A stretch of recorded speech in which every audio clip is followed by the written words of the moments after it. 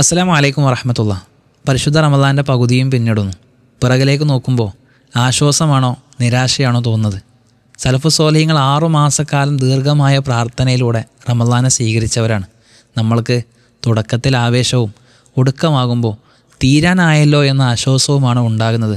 സത്യമായിട്ടൊന്ന് ആലോചിച്ച് നോക്കൂ. ഉത്തരം നമ്മുടെ പ്രവർത്തനങ്ങൾ പറയട്ടെ. ഗൗരവമായി ചിന്തിക്കണം. ഒരു ഓട്ടമത്സരം തുടങ്ങിയ പോലെ എല്ലാവരും കൂടെ ഉണ്ടായിരുന്നു. ഇപ്പോൾ കുറേ പേര് കൊഴിഞ്ഞുപോയി. കണ്ണഞ്ചിപ്പിക്കുന്ന കാഴ്ചകളിലും സോഡകളിലും നിശായാത്രകളും ക്ലബ്ബുകളും കുറേ വിനോദങ്ങളുമായിക്കൊണ്ടൊക്കെ റമദാനെ സ്വീകരിക്കുന്ന മനുഷ്യരുണ്ട്. ചില ആളുകൾ മാത്രം പള്ളിയിൽ ഇപ്പോഴും ബാക്കിയുണ്ട്. അവരെ അള്ളാഹുവിൻ്റെ മാപ്പ് ആഗ്രഹിച്ച് അള്ളാഹുവെ എന്ന് വിളിച്ച് കരഞ്ഞുകൊണ്ടിരിക്കുന്നുണ്ട്. നമ്മൾ ഏത് കൂട്ടത്തിലാണ്?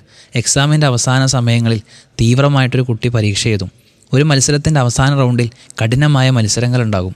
നമ്മളിനി ഇറങ്ങുന്നത് കഠിനമായ പ്രവർത്തനത്തിലേക്കാവണം, ആവേശകരമായ ആരാധനകളിലേക്കാകണം, ആത്മാർത്ഥമായ ഇഖ്ലാസുള്ള പ്രവർത്തനങ്ങളിലേക്കാകണം.